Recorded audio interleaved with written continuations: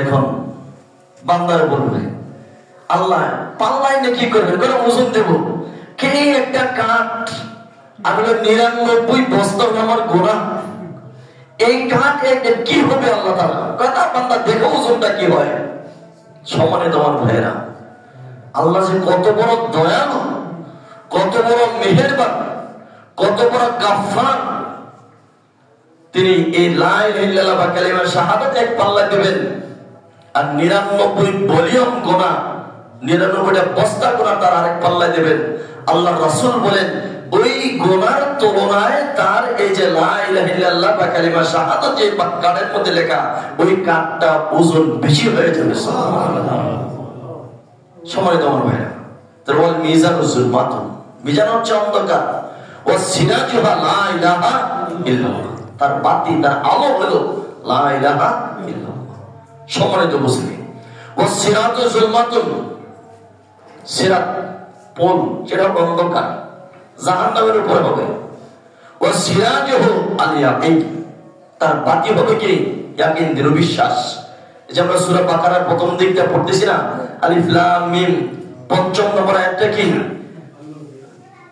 পঞ্চম নম্বর আয়াতটা ওয়াবিল আখিরাতি হুম ইউকিনুন, পরকালের প্রতি বিশ্বাস হয়, দৃঢ় বিশ্বাস রাখবে, ইয়াকিন রাখবে, হবেই হবে পরকাল। তাহলে ইয়াকিন হলো তার বাতি, ওয়াল আখিরাতু যুলমাত, আখিরাতটা অন্ধকার, কবর থেকে শুরু আখিরাতের জীবন। ও সিরাজুহা আলা আমালুস সালেহ, আর পরকালের বাতি হলো নেক আমল, আমলে সালেহ।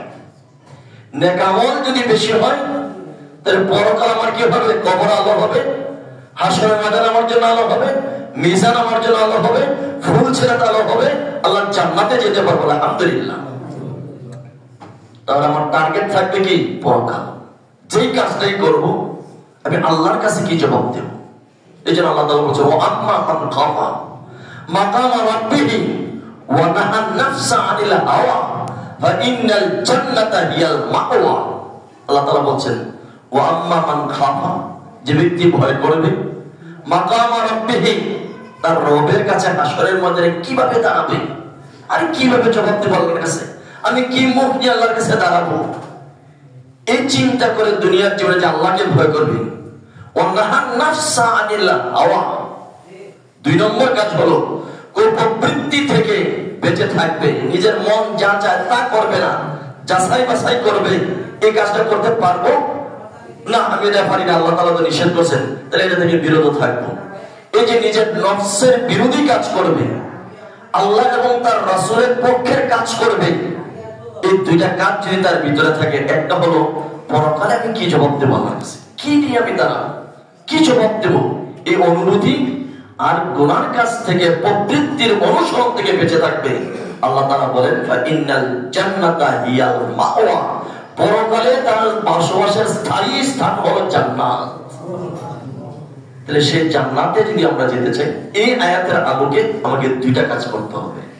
এটা হলো আল্লাহর ভয়, পরকালে কিভাবে আল্লাহর সামনে দাঁড়াবো, আর 2 নম্বর হলো নফসের কুপ্রবৃত্তি থেকে বেঁচে থাকতে হবে। এই 2টি কাজ আমাদের করা লাগবে। এর আগের আয়াতে হলো ওয়া আম্মা মান তাগা ওয়া আথারাল হায়াতাদ দুনিয়া। খেয়াল করো, হাদিসের প্রথম অংশটা কি? 5টা জিনিস মহব্বত করবে, 5টা জিনিস ভুলে যাবে। ইউহিব্বুনাদ দুনিয়া ওয়া ইয়ানসাউনাল আখিরা, দুনিয়াকে মহব্বত করবে, আখিরাতকে ভুলে যাবে। এবার দেখেন দুনিয়া কি জিনিস। ওয়া আম্মা মান তাগা ওয়া আথারাল হায়াতাদ দুনিয়া ফা ইন্নাল জাহিমা হিয়াল মাওয়া। আল্লাহ তাআলা বলেন, যে ব্যক্তি আল্লাহর অবাধ্য হবে, ওয়া আম্মা মান তাগা, আল্লাহর অবাধ্য হবে, সীমা লঙ্ঘনকারী হবে, ওয়া আথারাল হায়াতাদ দুনিয়া, আর দুনিয়ার জীবনটাকে প্রাধান্য দেবে, দুনিয়া কিভাবে উপরে থাকা যায়, হালাল না হারামের কোনো চিন্তা করবে না, শুধু দুনিয়া নিয়ে ব্যস্ত, দুনিয়া নিয়ে ব্যস্ত, দুনিয়া নিয়ে ব্যস্ত। আল্লাহ তাআলা বলেন, ফা ইন্নাল জাহিমা হিয়াল মাওয়া, তার পরকালের বসবাসের স্থান হবে জাহান্নাম। বলি নাউযুবিল্লাহ। এই আয়াত ও জাহান্নামের কারণ 2টা। এই আয়াতের ভিত্তিতে একটা হলো আল্লাহর সীমা লঙ্ঘন করা, মানে আল্লাহর বিধিবিধান মানব না। আমাদের প্রত্যেকের বাড়ি বলেন জমি বলেন সীমানা আছে না নাই? সীমানাটা উঠাই আরেক জায়গায় দিলে তো মারামারি শুরু।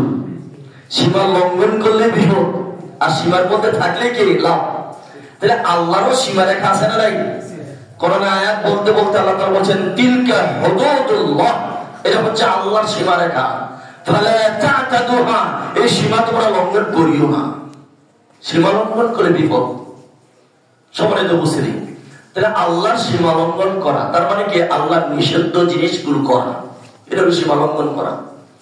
2 নম্বর হলো দুনিয়ার জীবনকে প্রাধান্য দেওয়া।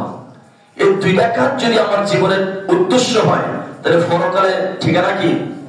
জাহান্নাম। পরকালে ঠিকানা কি? জাহান্নাম।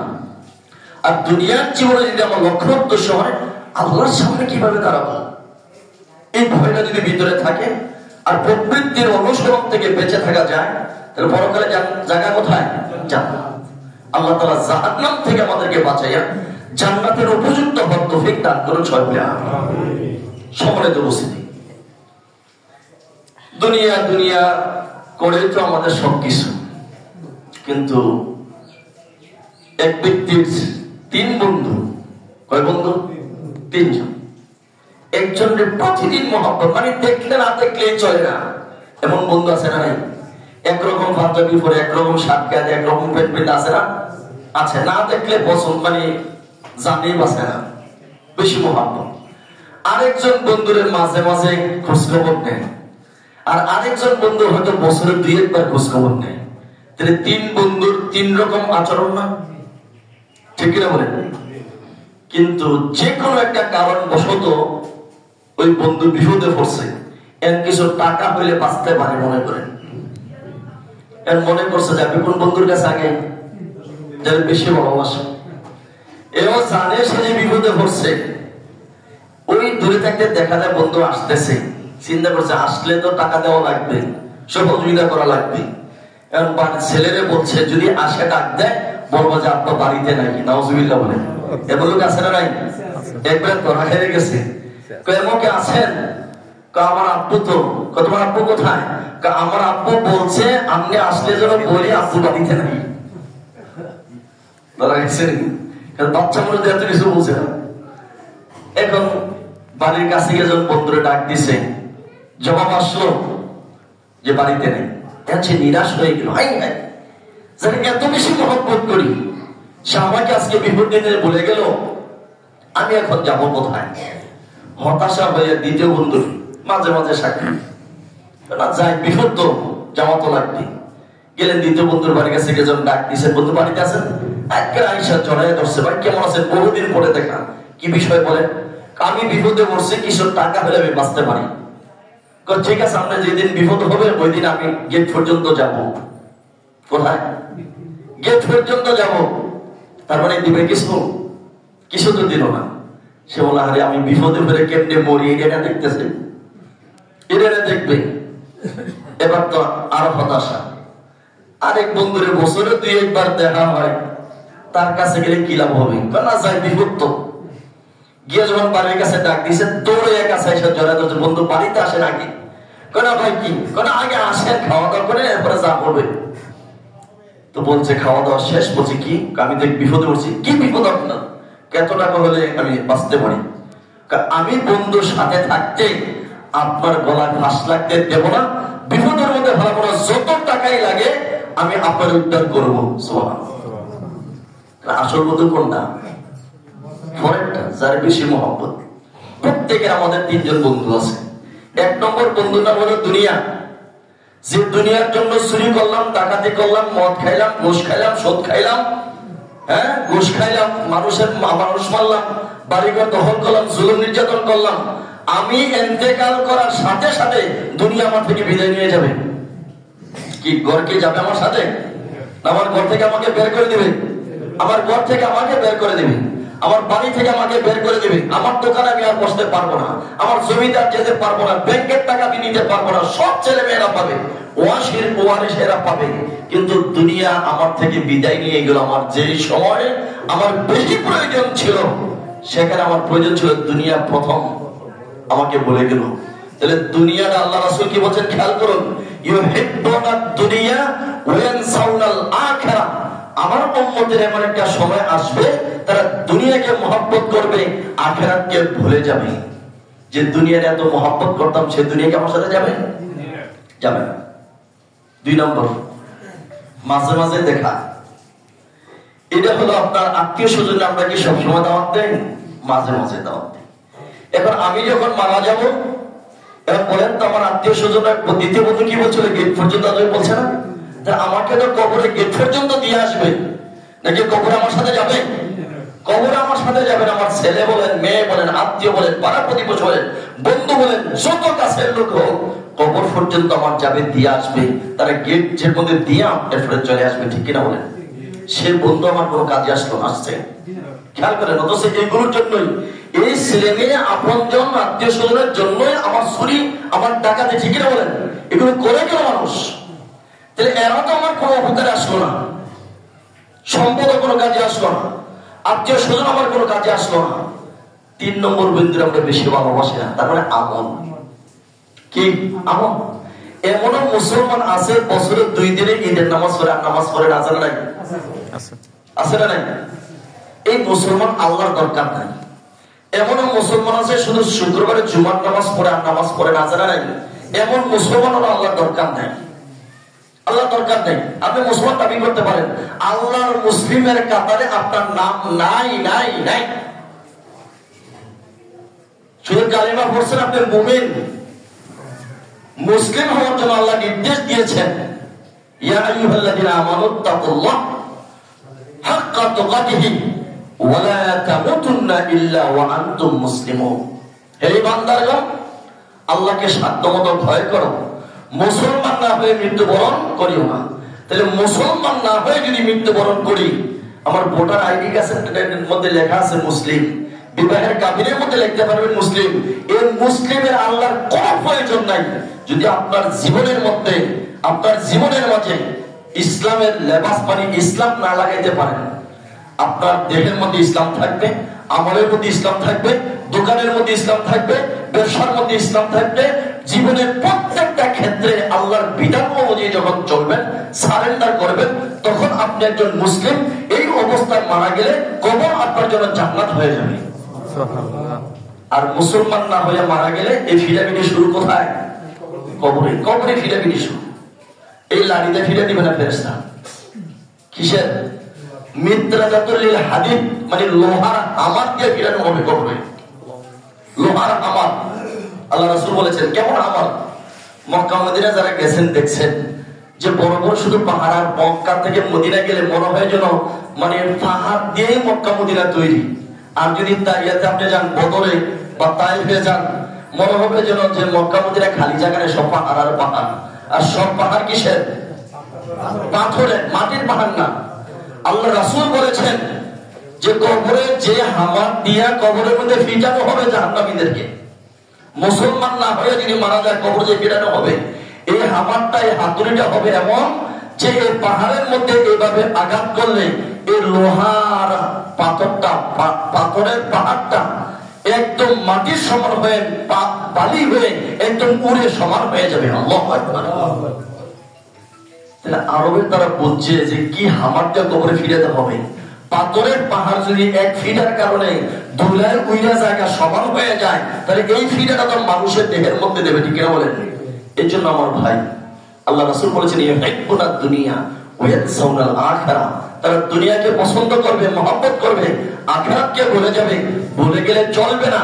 আখিরাতকে আমার পরকালীন জীবনের ঘোড়া বানাইয়া, এটাকে আপনার ওই যে জিমিতি যে আঁকে ছেলেরা কম্পাস করে কিনা, যে বিন্দু যেটার মধ্যে থাকে, বিন্দু তো এটা দেওয়ার পরে যে ঘুরায়, এই যে যেটার মধ্যে আটকাইয়া থাকে, এটা আমার ঘোড়া বানাইতে হইব। সহজ ভাষায় খুঁটি বানাইতে হবে পরকালীন জীবনকে।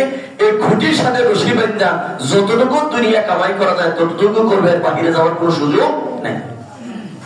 তাহলে কবরে আরামে ঘুমাইতে পারবে, আর নতুবা শুরু হয়ে যাবে। সময় দেওয়ার ভাইয়েরা, সম্পদ ছেড়ে মেয়েরা আপনজন ওয়ারিশরা খাবে, আর আমি কবরে ফিরা খাবো। দরকারটা কি? কেন দরকার? এই জন্য আমার আখিরাতকে আমাকে সাজাইতে হবে। আমার ছেলে আমার আখিরাত সাজাবে না, আমার মেয়ে আমার আখিরাত সাজাবে না, আমার স্ত্রী ভাই বোন আত্মীয় স্বজন আমার আখিরাত সাজাবে না, আমার আখিরাত আমাকেই সাজাতে হবে। আল্লাহ তাআলা আমাদের তৌফিক দান করুন, আমিন। 2 নম্বর, তাহলে 1 নম্বর হলো আল্লাহ রাসূল কি বলছিলেন যে আমার উম্মতের মধ্যে এমন একটা সময় আসবে তারা 5টি জিনিসকে হিব্বুনা দুনিয়া, তার 5টি জিনিসকে মহব্বত করবে, 5টা জিনিসকে অপছন্দ করবে। ইহিব্বুনা দুনিয়া ওয়া ইয়ানসাউনাল আখিরাহ। 1 নম্বর হলো তারা দুনিয়াকে মহব্বত করবে, আখিরাত ভুলে যাবে। তার আমাদের কোনটা দরকার? পরেরটা আখিরাত, মানে যেটা ভুলে যাবে সেটাই আমার প্রয়োজন। এর হাদিসের অর্থ খেয়াল রাখেন।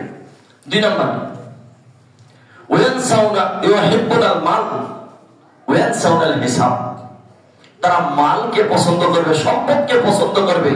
ওয়া ইয়ানসাউনাল হিসাব, এই মাল কামাই করে যে হিসাব দিতে হবে আল্লাহর কাছে, এই হিসাবের কথা ভুলে যাবে। সম্পদ পছন্দ করবে, কে না পছন্দ করে সম্পদ? সবাই তো পছন্দ করে, আমিও তো করি। কিন্তু আমার পছন্দ হবে কোনটা? আমার নিজের পছন্দই পছন্দ হবে না। আমার পছন্দ হতে হবে কার মতো? আল্লাহর পছন্দের মতো আমার পছন্দ হবে, রাসূল সাল্লাল্লাহু আলাইহি ওয়াসাল্লামের পছন্দের মতো আমার পছন্দ হবে, তাহলে আমার কোনো সমস্যা নেই। তাহলে মাল কামানোর জন্য, মাল সম্পদ কামানোর জন্য শুধু ব্যস্ত থাকবে মহব্বত, কিন্তু হিসাব যে দিতে হবে আল্লাহর কাছে এটা ভুলে যাবে। এই জন্য মাল কামাই করব, সেটা হবে হালাল পদ্ধতিতে। কোন পন্থায়? হালাল পন্থায় মাল কামাই করব, হারাম পন্থায় করা যাবে না। এমন দোকানদার আছে না ভাই, ব্যবসা, হুজুর এই পাঞ্জাবের কাপড়টা কিনা হয়েছে 300 টাকা, আমি আমার 300 টাকা দিয়ে লাভ করতাম না। খেয়াল করেন, কত দিয়ে? 300। পরে খোঁজ নিয়ে দেখা গেল 2 ঘন্টা আগে কাপড়টা সে 250 টাকা বেচছে। কত বেচছে? এই যে আপনি বললেন 300 টাকা কিনা, 300 টাকা আপনি দিয়ে লাভ নিলেন আপনার থেকে, এটা মিথ্যা হলো নাকি সত্য হয়েছে? মিথ্যা। এই ইনকামটাকে হালাল না হারাম? পরিষ্কার হারাম। 5 ওয়াক্ত নামাজও পড়েন, কপালে দাগ আছে, এই নামাজ কোনো কাজ হবে না। পড়তে পারবেন, নিষেধ করবো না, পড়েন, কিন্তু কাজ হবে না। হাসরের ময়দানে আমরা আমার কোনো নামাজই থাকবে না। এই জন্য আমার ভাই, আল্লাহ রাসূল সাল্লাল্লাহু আলাইহি ওয়াসাল্লাম বলেছেন as-saduqul amin, at-tajiru saduqul amin। ওই ব্যবসায়ী যে ব্যবসার মধ্যে 2টা গুণ থাকবে, এটা at-tajiru saduqul amin, সে বিশ্বাসী হবে। আরেকটা হলো সাদুকুল আমিন, বিশ্বাসী হবে, প্রতারণা করবে না। এই 2টা গুণ যে ব্যবসার মধ্যে থাকবে, সেই ব্যবসায়ী নবীয়িন, সিদ্দিকিন, শুহাদা, সালিহিন, 4 প্রকার ব্যক্তির সাথে সে জান্নাতে থাকবে বলে সুবহানাল্লাহ।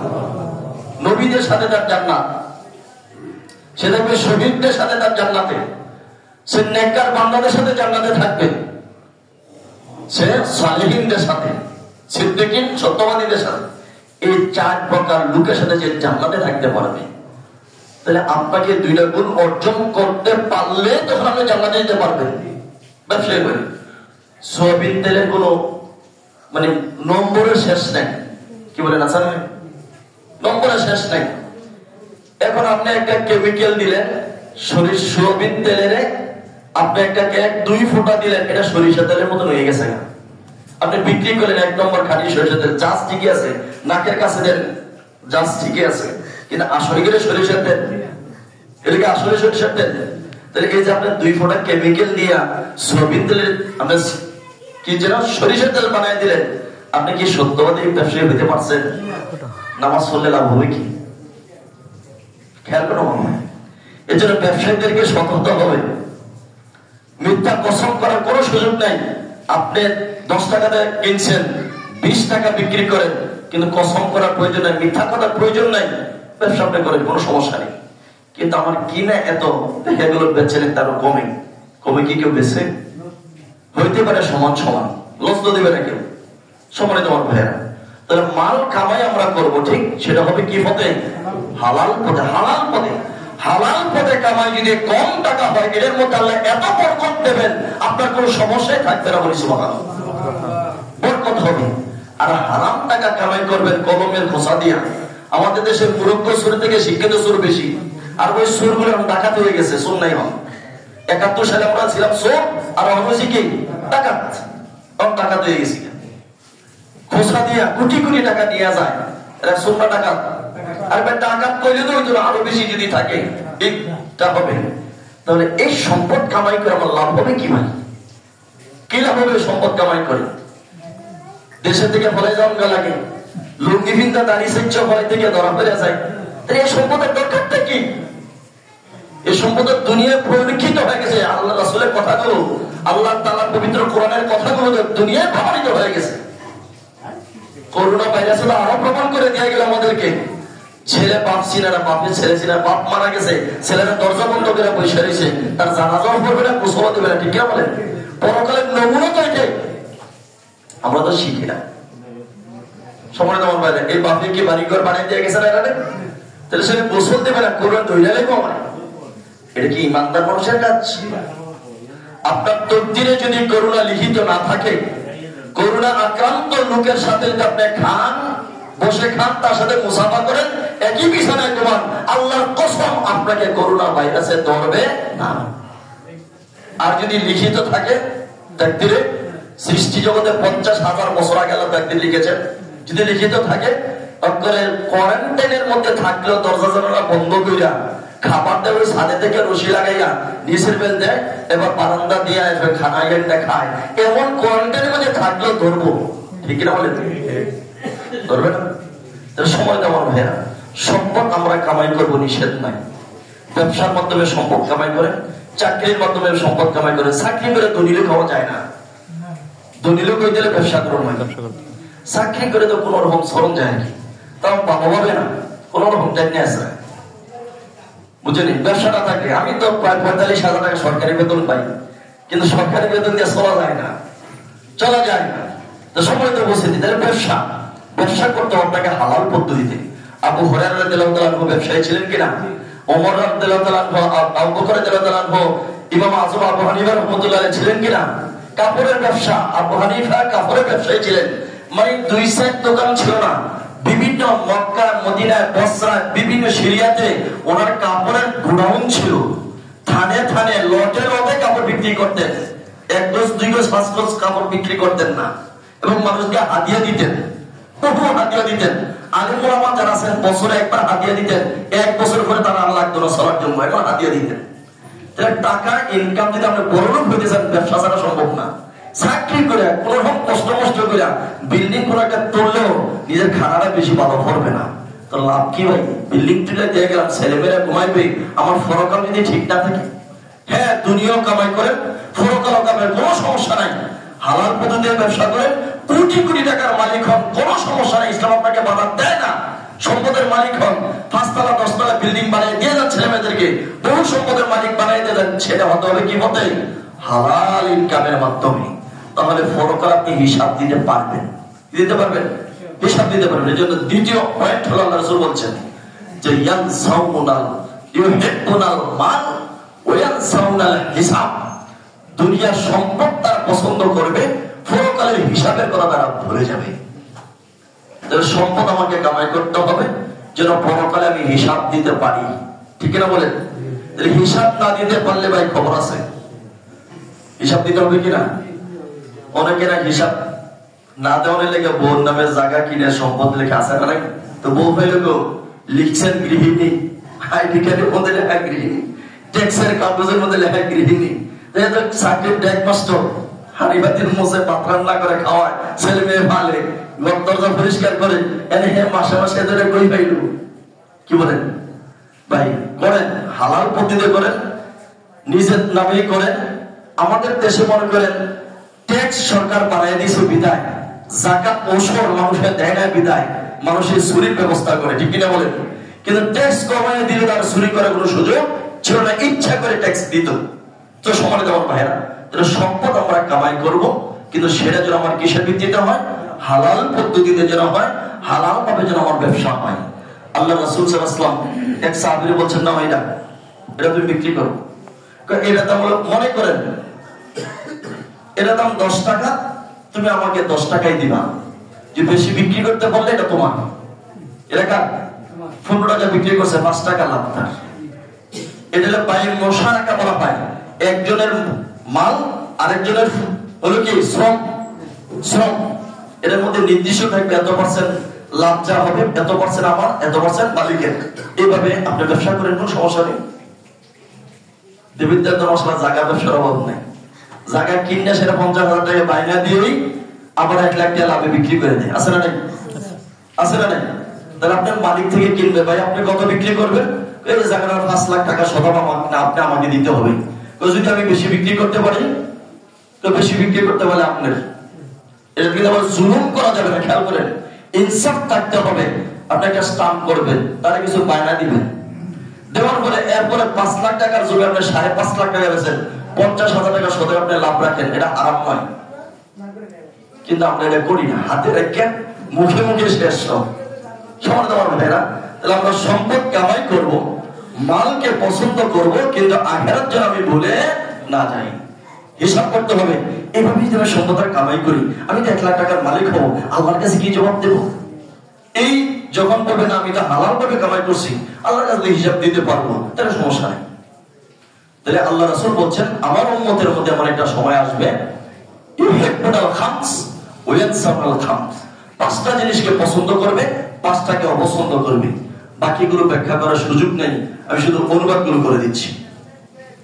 তাহলে 1 নাম্বার হলো দুনিয়াকে পছন্দ করবে, আখিরাতকে ভুলে যাবে।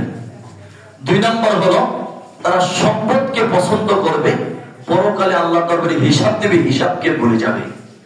3 নাম্বার হলো ইউহিব্বুল মাখলুক ওয়া ইয়ানসাউল খালিক।